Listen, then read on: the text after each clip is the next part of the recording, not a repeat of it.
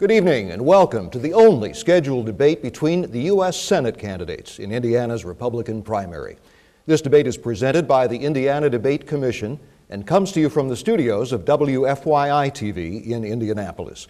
I'm Phil Bremen from the Department of Telecommunications at Ball State University, and I'll be your moderator.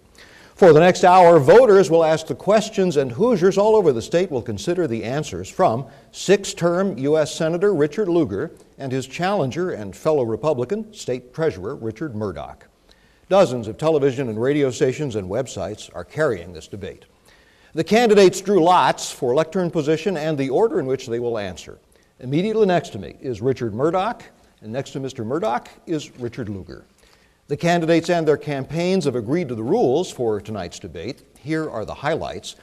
Our plan is to give each candidate 2 minutes for every answer. We may need to shorten that a bit toward the end to give candidates enough time to answer a general closing question. In that event, I will announce the shorter time window. As moderator, I may cut off a candidate who goes past his allotted time. I may also call for additional rebuttal time if the issue warrants and if time permits. All the questions come from Hoosier voters. A committee of the Debate Commission reviewed the questions. The Indiana Debate Commission is fiercely nonpartisan. It was founded by more than a dozen civic, journalism, and other nonpartisan groups in 2007. The candidates have agreed not to use scripts or props. Before this broadcast began, we briefed our studio audience on the governing rules for them. In particular, they are to listen quietly, at least till we're all done talking. Now the candidates will each have 30 seconds to introduce themselves. We'll start with Mr. Mourdock. Good evening. It's great to be with you, and thank you so much for tuning in tonight. When I was asked 2.5 years ago to run for the United States Senate by members of the Republican State Committee, I was shocked. I thought about it for several months and finally came to the realization that competition is a good thing. I believe in competition, as I think all Republicans do, in the commercial marketplace, and is an equally good thing in the marketplace for Republican ideas. In this debate tonight, you are going to hear that while we are both Republicans, we will agree on much, but we will also disagree on much. And toward that end, I look forward to this great debate tonight. Thank you, Mr. Mourdock. Mr. Lugar. Well, I thank the debate committee for this opportunity to talk about my new farm bill, about my fight against Obamacare and Obama tax cuts, my battle always to secure weapons of mass destruction, and to work to make sure we have the Keystone Pipeline with more jobs and more energy in the United States.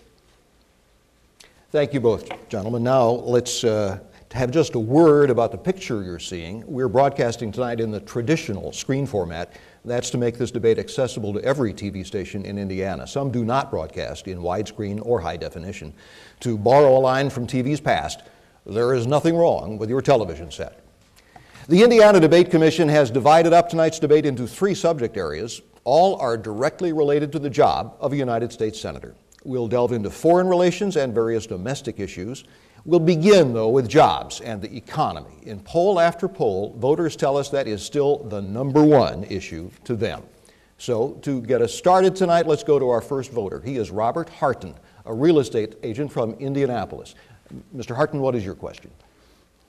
My question is, the last time gas prices reached current levels, oil was close to $150 a barrel. It's now around $100 a barrel. Why is the price at the pump so high when the cost of oil is nearly $50 a barrel lower, and can anything be done about it? And for the first answer, by prior agreement, we go to Mr. Mourdock. Mr. Harden, thank you for the question. You know, I happen to have spent 31 years in the energy business, a long time in the private sector before I got into this role of politics, so I love any question about the energy business. And it's a great question. There's a technical answer, which is to say that the commodity prices of crude oil went up faster than the refined prices of gasoline back when the last time gas hit oil hit $150 a barrel. But the bigger reason right now, it is because of government regulation. You know, we very quietly have seen the EPA do more and more so that there have been refineries shut down in the United States, and as a result the demand for gasoline continues to go up even as world demand for crude oil has relatively stabilized to keep prices in the lower $100 area and even slightly below at times. You know, what we also did not notice, most of us, but last year at the end of the year, a 45 cents a gallon subsidy that had been in place for years on ethanol went away. But what came in its place was a mandate that more ethanol be added to regular gasoline. You know, most of us, especially as Republicans, object to mandates from the federal government. We certainly object to it in the healthcare area. And yet, suddenly we saw more ethanol being mandated into our gasoline, and we didn't even have an argument there to be made. It's unfortunate. You know, I think clearly to get the price of gasoline back down, we have to not only do more drilling, but we certainly have to do more to get the EPA off the backs of the refiners so that we can increase our refining capacity. Mr. Lugar, your answer, please. Well, in fact, the price of gasoline is much lower because of the addition of corn ethanol, which comes from our state. 40% of our corn crop, as a matter of fact, now goes into corn ethanol in 13 plants and $3.4 billion worth of business in the Hoosier State. But getting to the question, the facts are that essentially the predictions are the price of gasoline is now going to go down. The reason is that essentially tensions in the Middle East, the Straits of Hormuz in particular, have been going down. As a result, countries all over the world that have been bidding in the markets for oil have backed off from that. As a result of all of this, there are adequate supplies right now in the United States, different prices in different parts of the country due to the logistics of moving the refined product to the coast, for example, as opposed to the heartland. I'm grateful that's the case. On the markets today, oil was close to $101, not $150, and has been, in fact, in decline, as have other commodities, really, in recent days. I agree, however, that overregulation by government creates real problems in terms of both logistics as well as the entire energy business. And I agree heartily with the thought that we really have to have drilling in the United States, drilling off our coasts, and adequate supplies that come from friendly countries, such as along the XL pipeline, that pipeline of 700 miles, creating 20,000 jobs and lots of new product in the United States. It will make a huge difference in terms of our refinery and our supply. Mr. Mourdock, if you have a rebuttal, you have 30 seconds. Well, I would simply add that, yes, the price of gasoline has gone up. The senator said that because of ethanol, it's brought the price down. Actually, the price of ethanol is about $2.41 a gallon. So as we mandate more ethanol going into gasoline, that's actually causing the refinery price, the ultimate price for gasoline, to go up 4 to 5 cents a gallon. Mr. Lugar. I repeat that ethanol makes the overall price go down.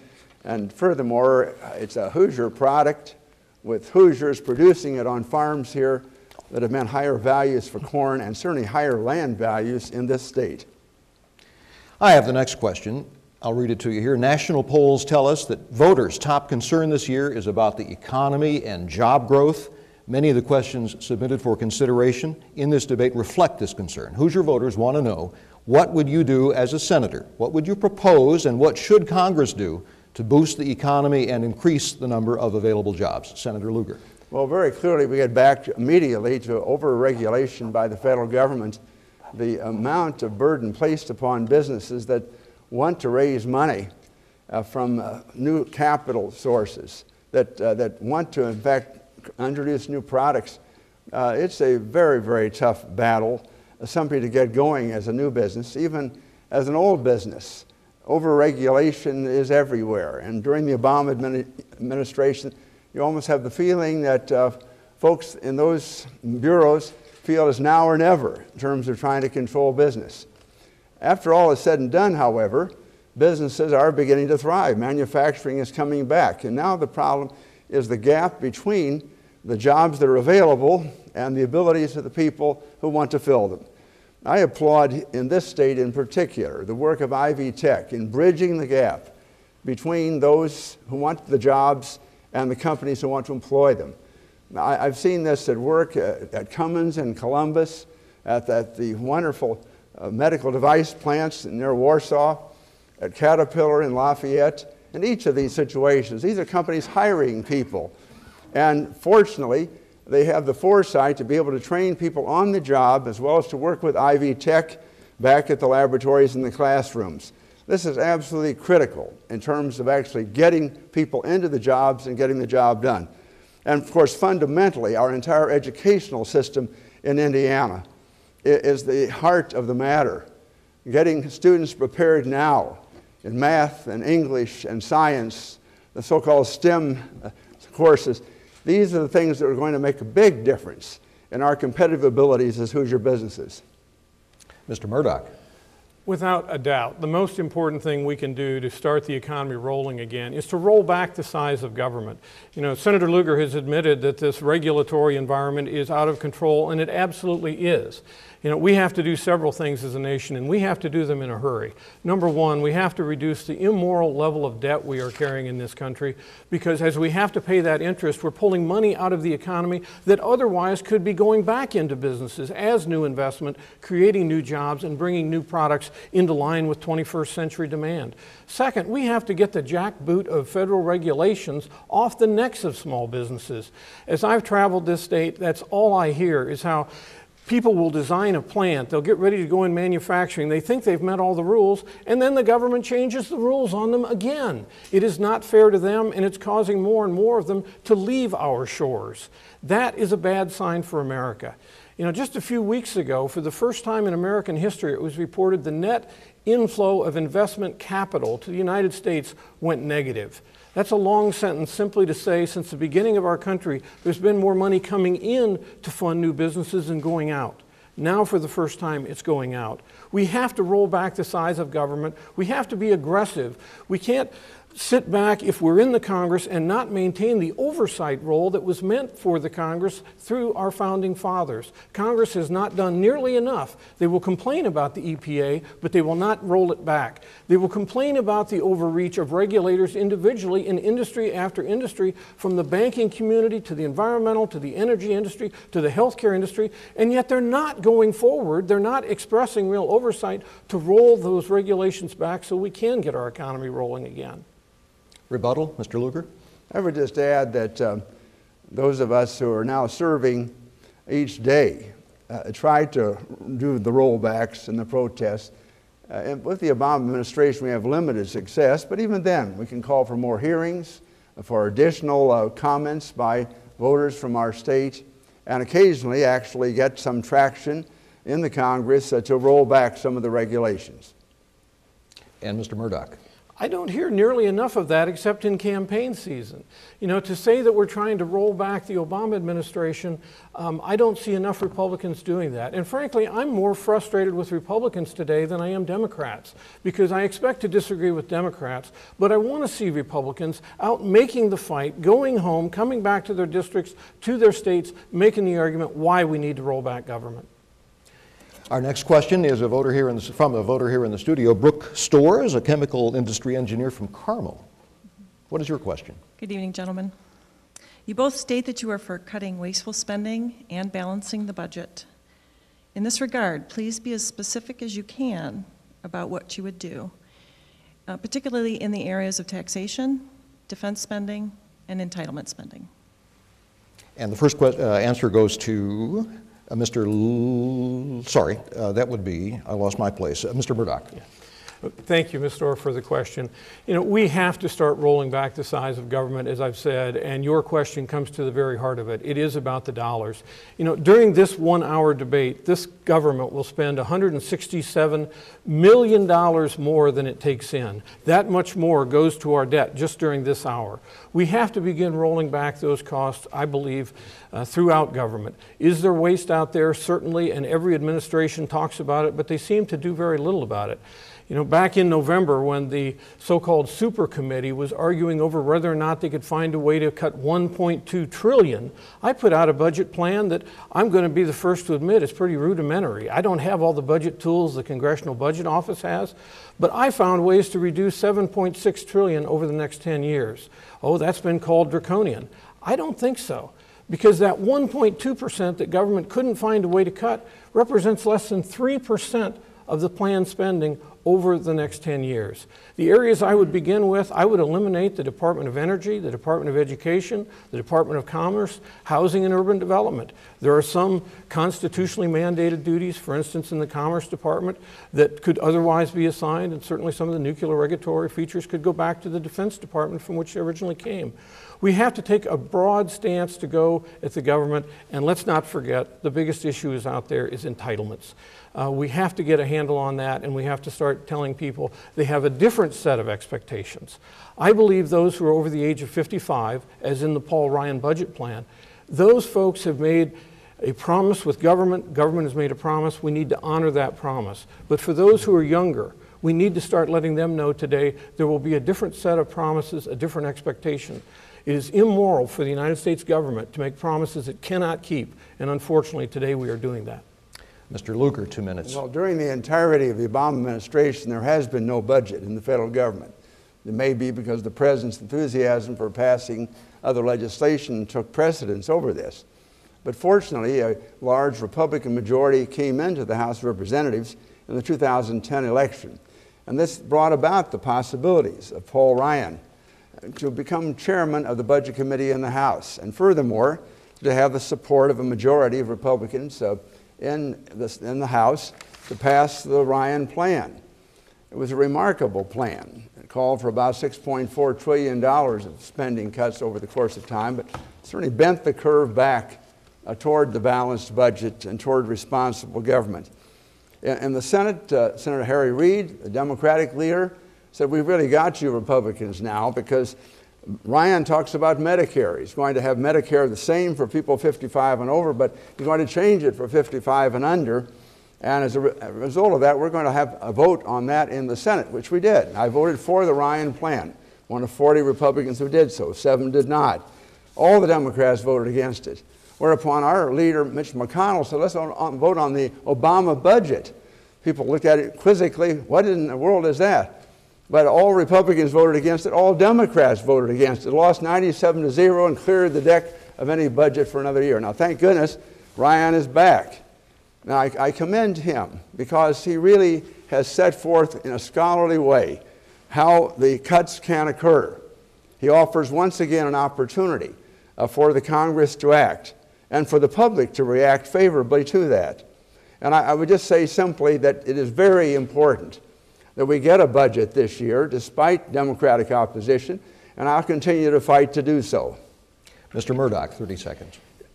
I am glad to have the rebuttal for this question because it is so important, and certainly Senator Lugar and I agree that it is a travesty that the President of the United States cannot present a budget.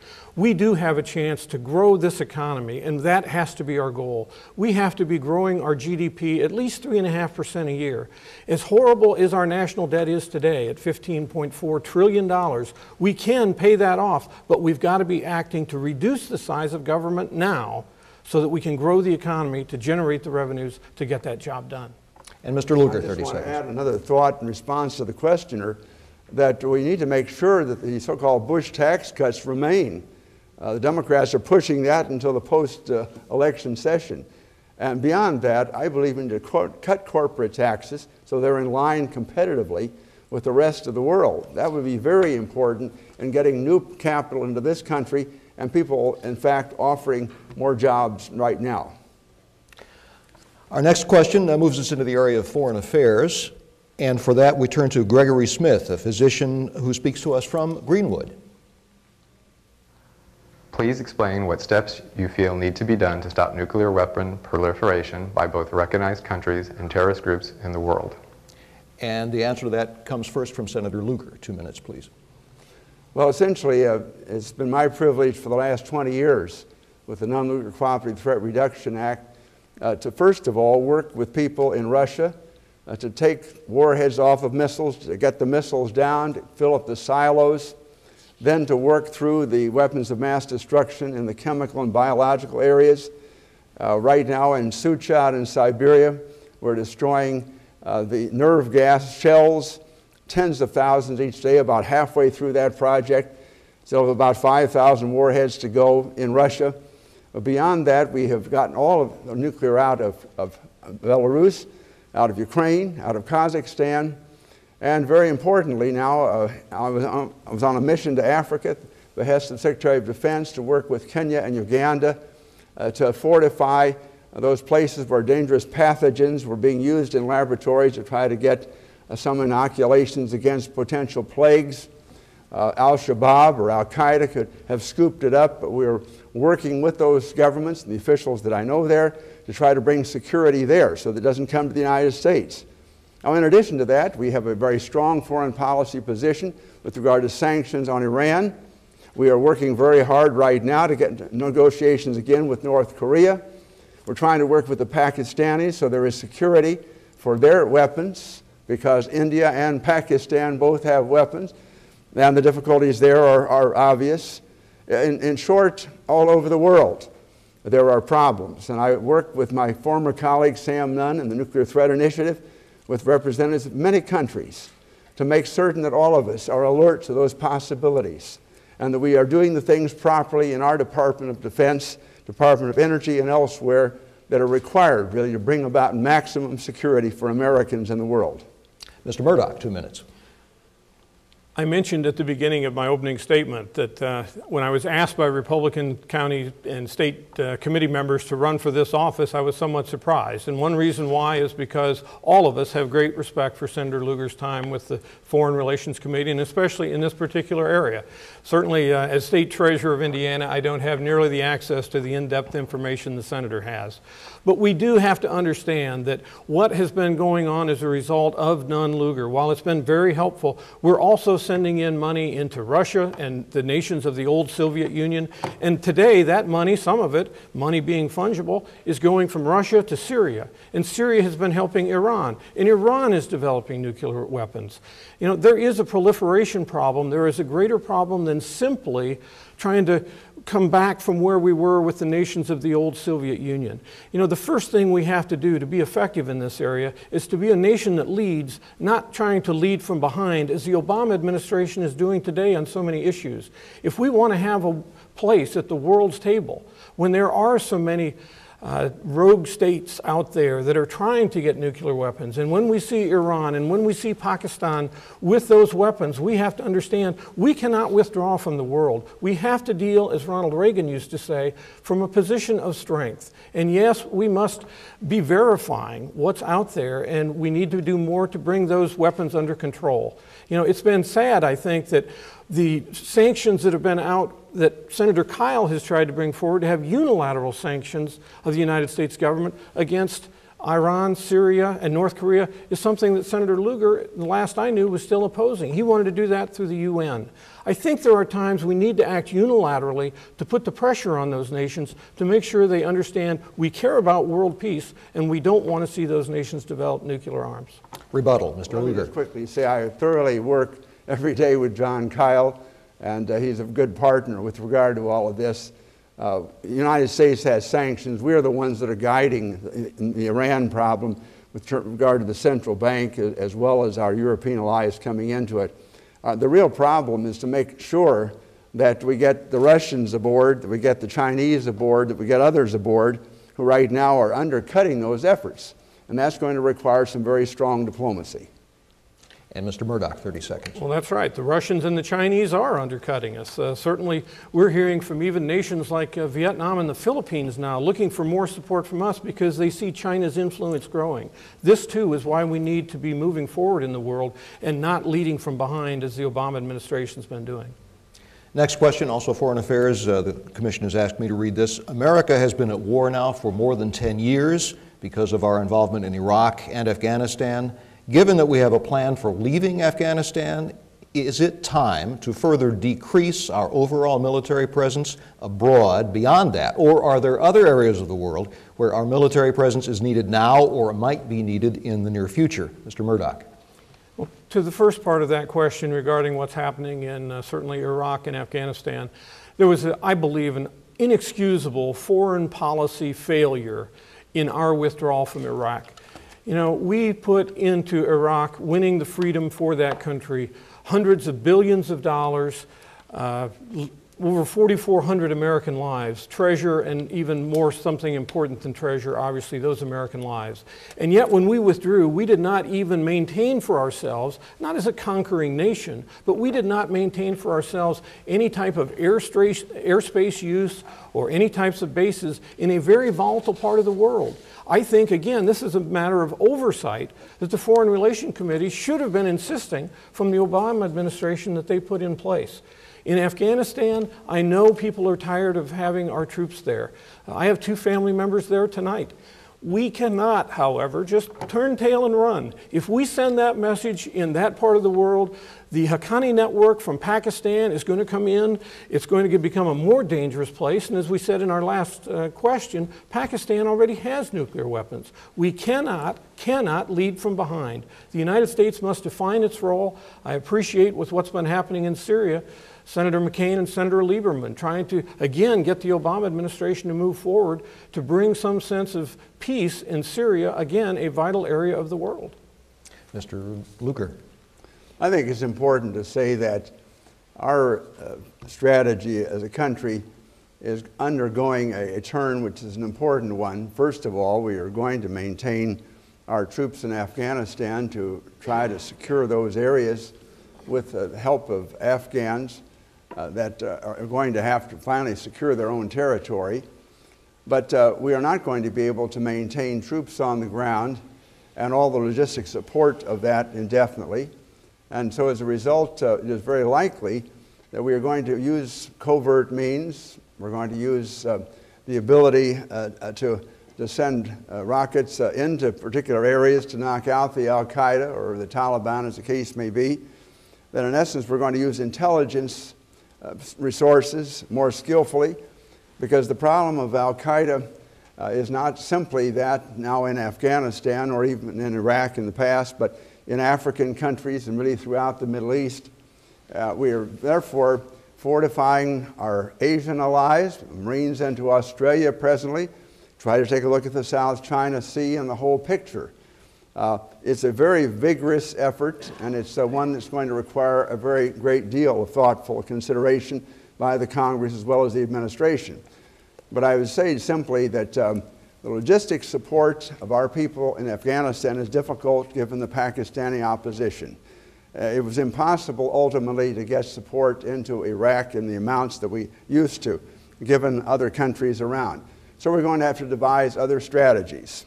And I look forward to working closely with the Defense Department, with our military services, to try to support, at least in a sophisticated way, how they're going to be able to do this, with fewer American boots on the ground, but hopefully more success through intelligence and drone strikes. Mr. Mourdock, 30 seconds. That's all right. I think we covered. Okay, we'll move on to the next question. Each of you gentlemen mentioned Russia. Let's stick with that country for a moment. Where does Russia fit these days? Is it a friend or a foe of the United States? And we'll direct that first to Mr. Lugar. Well, Russia is neither friend nor foe. It is an important country with whom we have to deal. I would say that we've come a long way since the Cold War, and we have had some cooperation in the nuclear business. But largely, the non-Lugar program arose because the Russians were bankrupt, and because Russians came to Sam Nunn or to me and said that officers are not getting paid. They're deserting. In fact, they may be taking weapons out and proliferating elsewhere. It was a total counterintuitive situation historically, that a great power like Russia would ask the United States to disarm it. And that, frankly, is what we've been doing for 20 years. And I would like to continue to work on that, because I believe the job still needs a lot of supervision and needs to be done. But that continues on with ins and outs of Vladimir Putin and various others who still have an authoritarian government. One of the encouraging signs is that many Russians are now in the streets. They are demonstrating that they really want some liberalization of all of this, and I think they're going to obtain it. I would say that we ought to be working very closely with those groups in Russia and with the communication system there to inform people in Russia what the possibilities are of working with us for democracy and for human rights. There are great possibilities. But in the meanwhile, we're going to have a very tough negotiating situation. with folks that still have weapons of mass destruction and do not wish us well in most days. And I would simply say that this is going to call for very strong diplomacy, but likewise armed forces that are adequate to be impressive to our Russian friends. And Mr. Mourdock. Well, Mr. Lugar said at the end of that on most days they don't work with us. In the beginning, he said they're neither friend or foe. I think they are more foe than friend based on that latter statement. You know, it is Russia right now, and as I said a few moments ago, even in the South China Sea, they're having some influence working with the Chinese, and the Vietnamese and the Philippines are concerned about it. But in Iran and in Syria, they are particularly problematic. The monies that we put into Russia, as I said before, are fungible and can go into parts of the world that we do not see are working in our best interest, nor in the best interest of their own people. Clearly, right now, Syria is being propped up in large part with the help of Russia.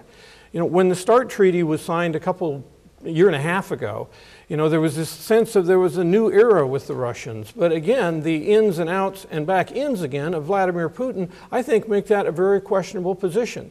You know, this is the same Russia that not too many years ago, 2008, in the height of an energy crisis, decided to turn off the pipeline into Georgia, that country of the old Soviet bloc. They went in, occupied it, and shortly thereafter signed the paperwork that said they were going to leave. They haven't left yet. You know, when the START Treaty was being negotiated, it was the Russians who were saying it had to be signed by December 31st of 2010 or they were going to walk away from the table. You know, in my 31 years in the business world, I've negotiated a lot of contracts.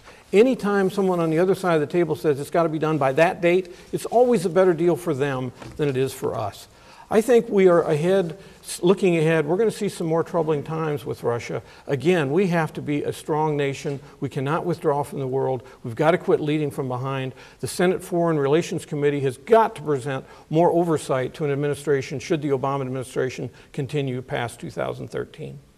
Mr. Lugar, do you have a rebuttal? Yes, I'd like to comment. I managed the START Treaty on the floor of the Senate, and thank goodness it passed when it did, because we had no American boots on the ground. The last START Treaty had expired during the previous Bush administration, and it was very important we had our military as well as civilian personnel back there.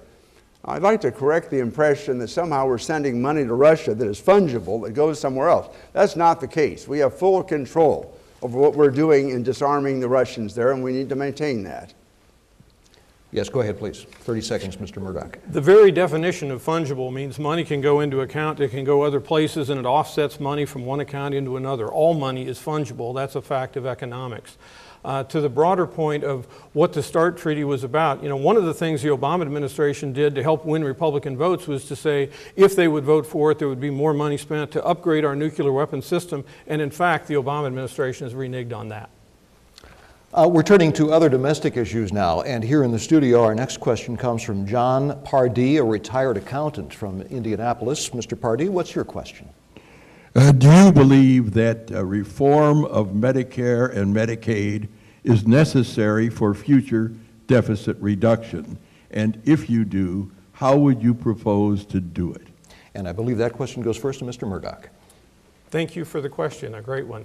And let me break it into the two parts. From the Medicaid perspective, certainly the Medicaid program that is out there today is something that is problematic given its huge cost. You know, I support something that I'm proud to say a fellow Hoosier, Todd Rokita, has presented to the House of Representatives, which is a new bill that would allow states to have flexibility, basically giving block grants to the states. It would freeze Medicaid spending for 10 years, but give the states greater flexibility in administering those funds. It's estimated that would save $1.4 trillion over the next 10 years. To Medicare, as I said before, I absolutely believe that there is a fundamental social contract that government makes with its citizens. And those citizens who have worked most of their working lives with the understanding of what Medicare was going to be, that it would be there, I believe that has to be honored for those over the age of 55. However, I do believe, as with Social Security itself, we have to start setting a different set of expectations for those who today are between the age of 50 and 55 and 45 and 50, 40 and 45 and so on. It is immoral to make promises you cannot keep. And with the escalating cost of health care, especially because government is taking a larger and larger role, we cannot keep those promises. What we have to do instead is provide a way that Americans have greater access to health care savings accounts. They need to have wider contribution limits, and everything they put in those accounts should be deductible 100%, including health care insurance costs. We also need to have a health care system that allows for state crossing of lines by insurance companies. We need a health care system that will have more pools for insurance purposes, so there's greater economies of scale. And last but not least, we must repeal Obamacare because it would be disastrous for health care in this country. Mr. Lugar, 2 minutes, please. Well, I have general agreement with my friend on points that he's made. I would compliment, in addition to Congressman Todd Rokita, Mitch Daniels, our governor, for some time has felt that the state of Indiana could better administer Medicaid for a variety of reasons, which he has illustrated at least in his plans and in his speeches. I certainly agree that with regard to Medicare, and I think the Ryan plan brought this to the fore, that the 55 and over situation is probably a reasonable division line, and that the planning for those that are under 55 needs to begin immediately, because we really cannot afford the escalation of the costs of Medicare. And when we talk about budgets and about deficits, but when you consider that Social Security, Medicare, Medicaid, and the defense budget are roughly 70 to 75% of the whole budget picture, there really has to be action taken in each of these areas. And this is a good time to consider the Medicare situation. I agree completely. Obamacare should be repealed so that we do not have interlocking problems with the rest of that, and that we move then toward these markets in states, toward insurance that can be offered across state lines in a much more competitive insurance market. I believe these are extremely important situations that lie immediately before us, and perhaps, depending upon the Supreme Court action, we can move on this much more rapidly. Mr. Mourdock, do you have a rebuttal? Yes, I'd just like to add a couple other things. As I've talked to literally dozens of doctors around the state of Indiana, the thing I hear overwhelmingly is, again, how the regulatory environment is keeping them from seeing patients. If we had the federal government reducing its regulatory environment in healthcare, instead of seeing 40 patients a day, doctors might be able to see 80. We also need to make sure the electronic database that's presented as part of Obamacare that would let the most private healthcare records of every American go into a national database, that must never come into existence. Such information should not be the property of the federal government. Mr. Lugar, 30 seconds. Well, I'm very hopeful, in addition to all of that, that we'll begin to think about preventative medicine, about thoughtful care of ourselves with regard to nutrition and exercise and quality of life that makes a very large difference in terms of our need for health care later on. All right, our next question comes from Donna Giroux, a semi-retired pharmacist from Lafayette. She could not be here tonight, so I'll read it for you. Social Security, she says, is and will continue to be depended upon by many middle and low-income citizens. Some sensible adjustments suggested to assure the solvency of the program are to raise the amount of wages subject to withholding and to increase the age at which full benefits can be received. Do you support these changes? And this goes first to Mr. Lugar. Yes, I think those are changes that are going to be required very definitely.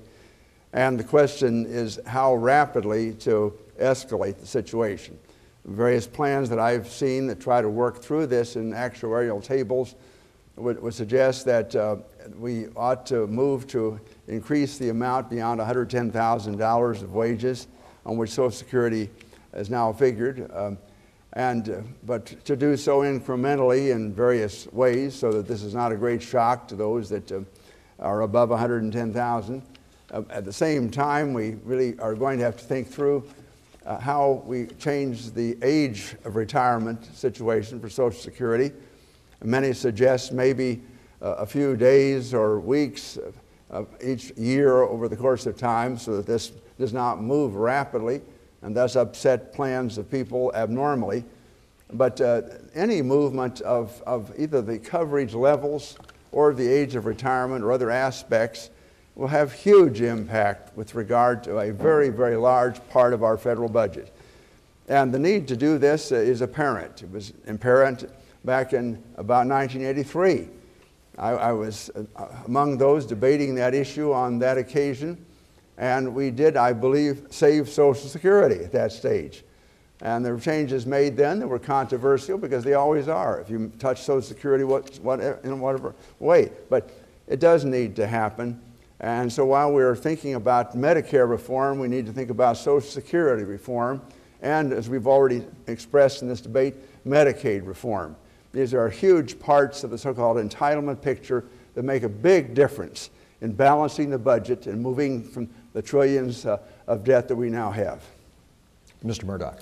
Certainly there does need to be more protection offered to the Social Security system. Today it is simply mathematically not something that can continue. I do believe the retirement age is going to be raised, as the Senator said. I think it's a necessity and it's going to have to happen in a well thought out and step-by-step process.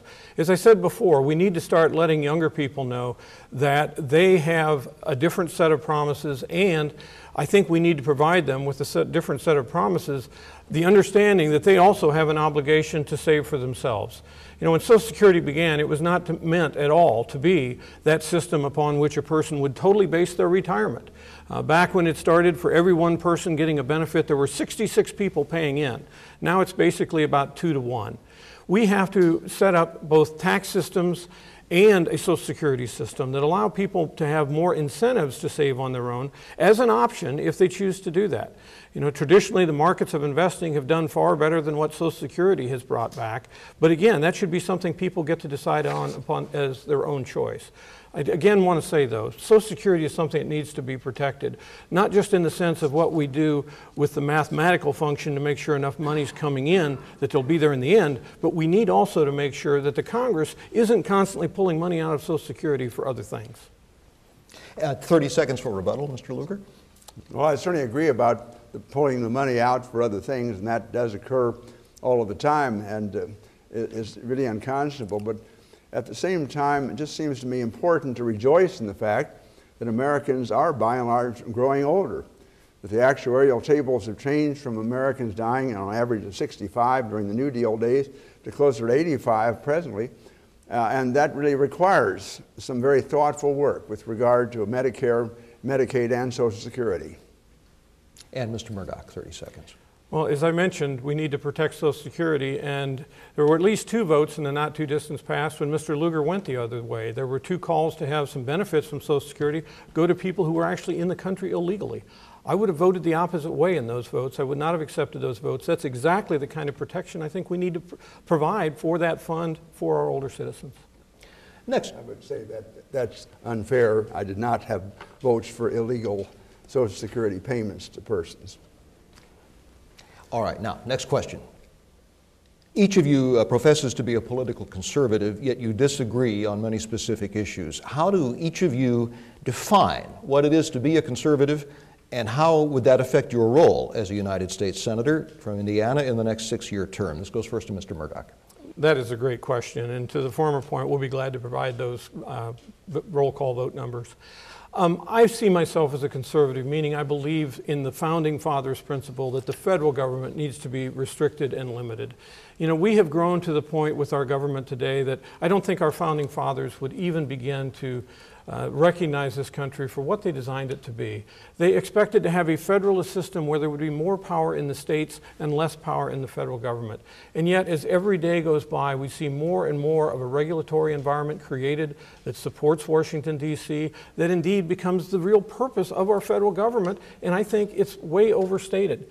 You know, during this incredible recession of the last several years, there was only one area in the United States where the metropolitan service area, which is to say a city, where their residential housing values went up, and that was in Washington, D.C. It's booming there because government is growing ever greater, and it is at the cost of what I believe to be conservative values. You know, I want to see us, yes, as I've said, roll back government, not simply as an academic exercise, but to provide greater freedom to individuals. You know, our Founding Fathers had that great genius to understand that they weren't giving us freedom. It was something they recognized that God has given us, but they wanted to find a mechanism to protect. And they had come out of a system where government far off across the shores was coming back and influencing everyone's day-to-day life. And that's what they set our government up to be, was something other than that. Clearly, I want to move us back in that constitutional direction and look forward to having that opportunity. Mr. Lugar, 2 minutes.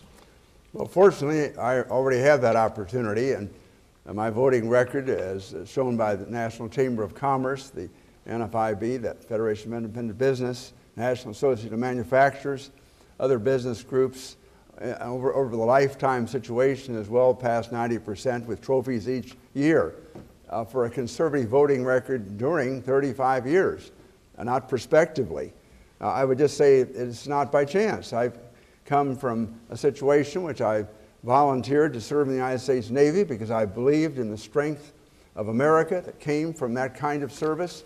I came back and worked with my brother Tom to manage a food machinery manufacturing business. My grandfather had founded a small business in which we learned how to create new jobs, create new product, create new markets abroad, and hire more people.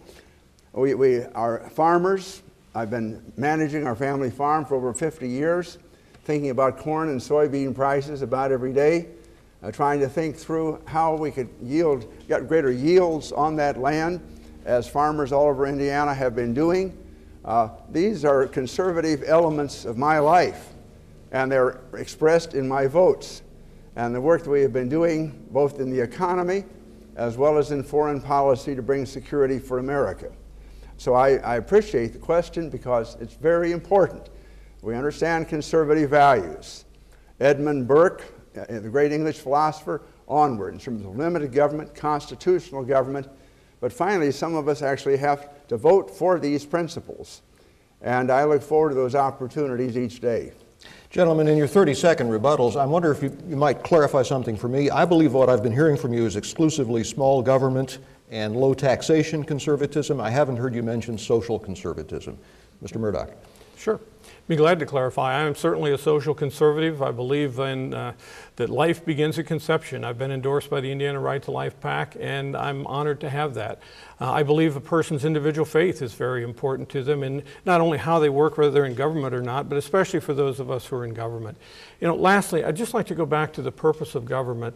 We hear a lot about businesses interacting with government, and that's okay, but business shouldn't be depending on government. This thing that's developed in the last few years, crony capitalism, where businesses are depending more and more on government, is a very dangerous trend. It is the opposite of conservatism. Yes, Mr. Lugar. Well, I'm a social conservative. I believe strongly in marriage, in children and family values. I have a 100% record with the Right to Life group. I would just simply say that this is a part of being a conservative, and I appreciate your question raising that issue. We are at that point where we need to shorten your responses just a little bit so we can get everything in. So 1:30 for the next question, which comes from Joanne Evers, and she is a retired Purdue University employee of West Lafayette. And I guess we don't have that tape, so I'll read it for you here. How best do you see the nation, state and local communities providing reproductive health care services for men and women of all ages? And that goes first to Mr. Mourdock. Senator Lugar. Shall I read that again? Yes. How best do you see the nation and state and local communities providing reproductive health care services for men and women of all ages? Well, I'm not certain I understand that definition of reproductive health care services. That is quite a controversial subject, to say the least. We've been debating in the Senate the fact that we don't think the federal government ought to be involved in reproductive health. As a matter of fact, I take that position. So that would be my answer, I suspect. 1:30 for Mr. Mourdock.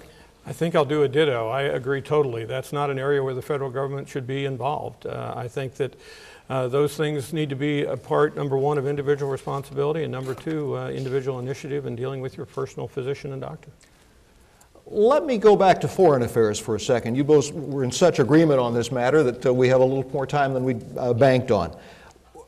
There are a couple of issues here, and this will be a minute each from each of you. Israel is threatening to strike Iran, which is perceived by the world to be developing nuclear weapons capability. North Korea, which already has nuclear weapons capability, is on the verge of firing a long-range rocket, perhaps as early as tomorrow. What do you do about those folks? And this question goes to Mr. Mourdock first.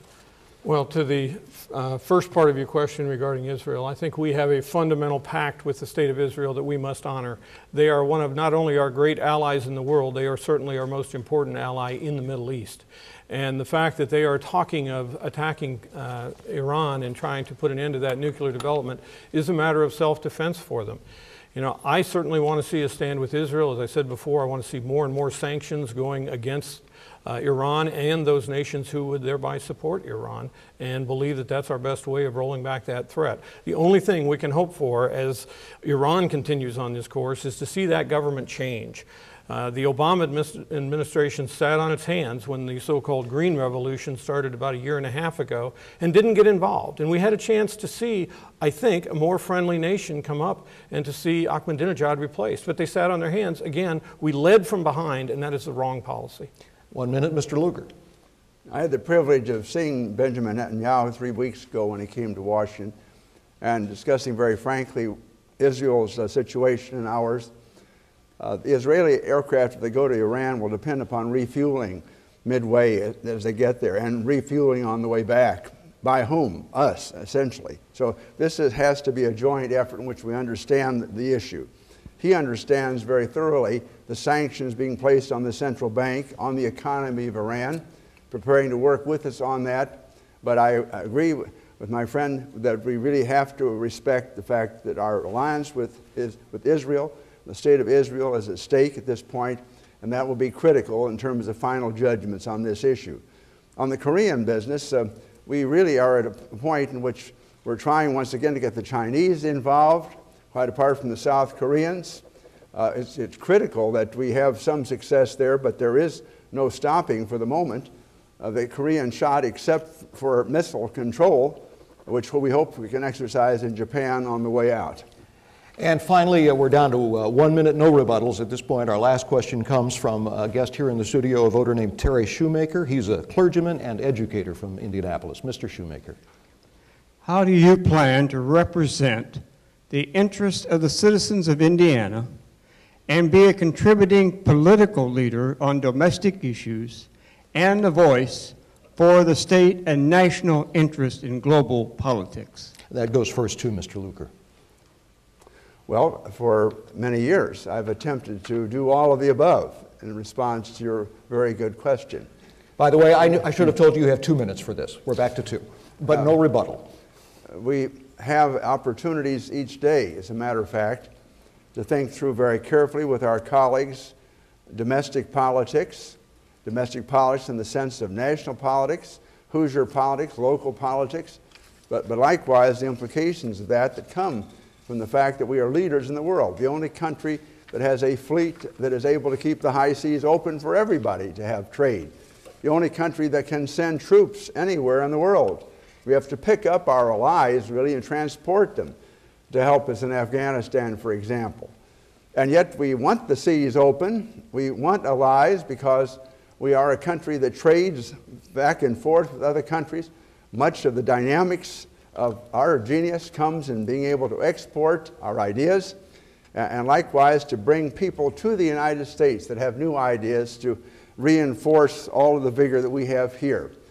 So these are exciting opportunities to at least every day visit with people in this country who are leading in Indiana and around the country, leading with people around the world, and trying to fashion ways in which our country can be more effective and in which Hoosiers can be better served. And I think it's an exciting opportunity each day, which I cherish. Mr. Mourdock, 2 mintes. And I'd like to clarify, this is the final question. Is this the final question? This is indeed the final question. Thank you. Well, thank you all for joining us this evening. To the immediate question, the first thing I'm going to do to represent Hoosiers is to be in touch with them. You know, I am proud to call this state home. I moved here back in 1973 and have been a Hoosier ever since. I look forward to traveling this state. It is a great place, and it is a place that if I have the privilege of serving as your U.S. Senator, I'm not moving from. I will always call Darmstadt, Indiana home. To the point, though, of where we are and where we're going. You know, it was exactly 100 years ago, this very moment, that a great ship was heading across the Atlantic. It had a very experienced crew. They'd been across the Atlantic hundreds of times. They were prepared, they thought. But they didn't see the danger coming because, quite frankly, the crew was not paying attention. They thought that crossing would be just like the dozens of others they'd made, but a few days later, when it sank, the Titanic ended that dream forever. I bring you that story because in the last 30 years, I think the United States has gone on a bit of a dangerous course and a dangerous journey. There are icebergs ahead. They are labeled our national debt. They are labeled a growing entitlement society. They are labeled greater government regulation. They are all those things that take away our freedom and limit the ability of Hoosiers and Americans to respond to freedom in a way that they prosper and grow and keep this nation strong. You know, I got in this race not because I ever had a lifelong ambition to be a United States Senator, because I didn't, and honestly, I still don't. This is not the start of a career. This is my final time of hopefully providing some important public service. I'm Richard Mourdock, and I ask for your vote on May 8th in the Republican primary, because while we all have great respect for Mr. Lugar, as you've heard tonight, we have differences. I believe competition is a good thing, and my friends, I do believe it's time. Thank you. Thanks to you both, Mr. Mourdock and Mr. Lugar, for sharing your thoughts with us this evening on the U.S. Senate race in the primary coming up. This has been sponsored by the Indiana Debate Commission. Our thanks also to the candidate staffs, to our broadcast partners around the state, and to our hosts for this broadcast, WFYI TV in Indianapolis, particularly Lloyd Wright and Alan Clough. Special thanks to the voters who asked the questions. Don't forget that primary election is coming up Tuesday, May 8th. This fall, the Indiana Debate Commission is planning for another U.S. Senate debate for the general election. The Commission also plans to hold 3 debates in the race for governor this fall, one each in northern, central, and southern Indiana. For more information on the Indiana Debate Commission, just log on to www.indianadebatecommission.com. Thanks to all of you for tuning in. Thanks to our studio audience for being dutifully quiet. In just a moment, you'll have a chance to make some noise if you want. From Indianapolis, good night.